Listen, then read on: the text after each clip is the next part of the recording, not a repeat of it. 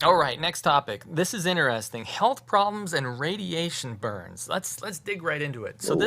this next video right here talks about these radiation burns. Believe it or not, the Pentagon just released a report on UFO sightings. It includes reports made by people claiming the sightings left them with serious health problems. The 1,500-page report was obtained by newspaper company The Sun 4 years after they requested the documents. 4 years. The report does confirm the incidents were accurately reported, and medical data was collected.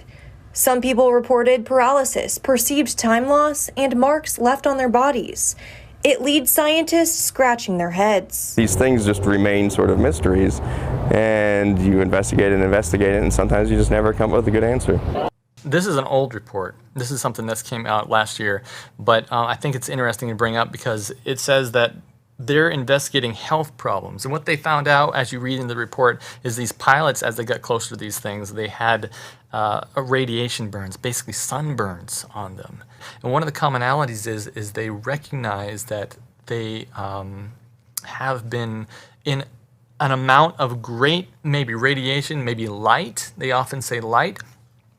In fact, let's go to Roger Minot again, his book, Tripping Supernatural. He talks about this. I think this is one of the more telling stories of what happened here. I'm going to bring it up. But while I do that, do you have any comments?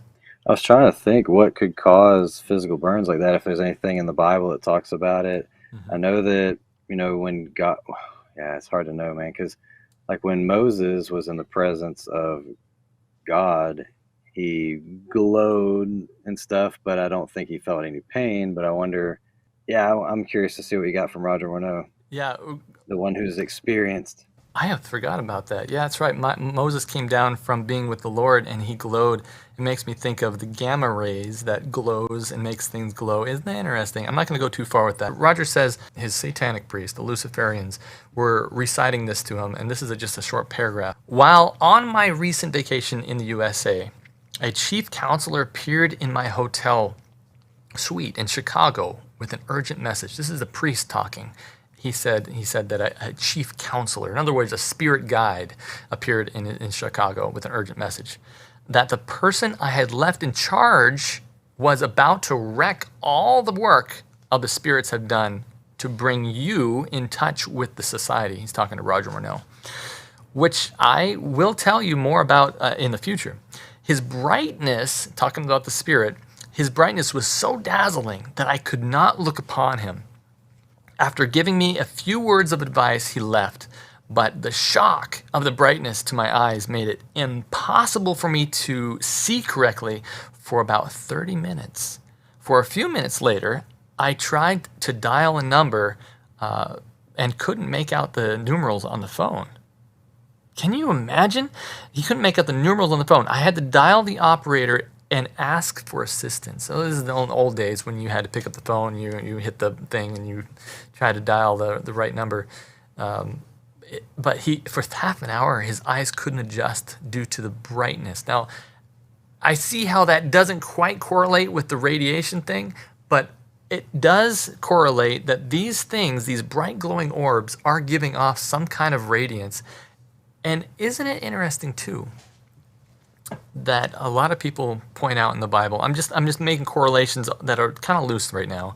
That nobody wanted, or God didn't want us to get to touch the Ark of the Covenant for fear it might hurt us. When Paul was still Saul, the persecutor, he was knocked off his horse by the presence of God, and he went blind. Yeah, that's right. Scales fell off his eyes. I mean, like scabs. I mean, it really penetrated. This isn't just, hey, it's so bright, it's causing my retina to hurt, and I don't want to open my eyes. This is like, I have been, something's happened beyond brightness. And so I think there was something physical over his eyes. Also, when there was two angels that went into Sodom and Gomorrah, everybody was trying to have sex with the angels, and it says they blinded them. Angels had the power to blind a whole group of men. Wow. That's true. So we know that they have the supernatural power that can blind people, that can change, manipulate time, take you places, to the top of a mountain, to the top of a pinnacle of the temple. I mean, I knew they blinded the guys in Sodom, all the people that were trying to have sex with the angels, but I didn't put together that they could have just lit themselves up and blinded them for a moment and then got Lot out of there.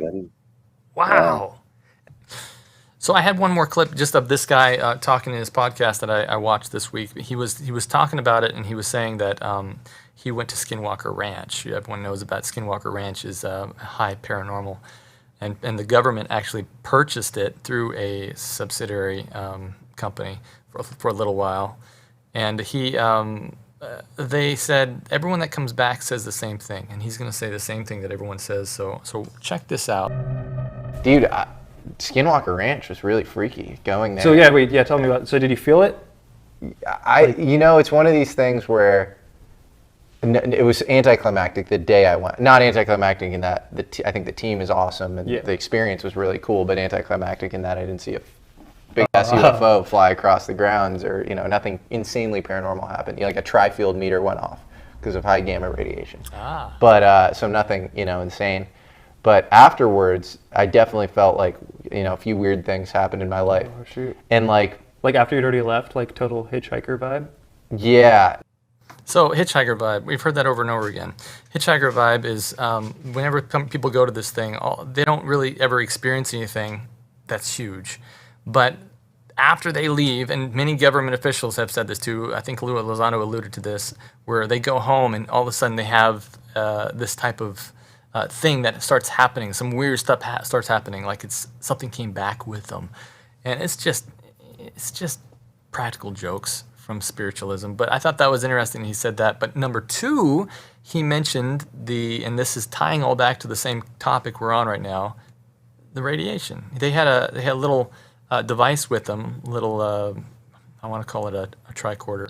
A Geiger meter. Geiger meter, that's what it's called. Yeah. Yeah, and he said the thing went off for high radiation. High radiation, another one of those things. So everything I think is tying together. This is a typical, just like the burns on the pilots and all this other stuff. High radiation is a characteristic of these entities. I've heard that multiple times, that they leave markings on the ground that are radiation, and kill the grass right there. That might have something to do with the whole crop circle thing. Some of those are absolutely man-made and have been admitted to being man-made, but I don't doubt that these beings could make those designs. And I don't want to go too conspiracy or whatever theory, but it's late. Yeah, we're allowed to. Yeah.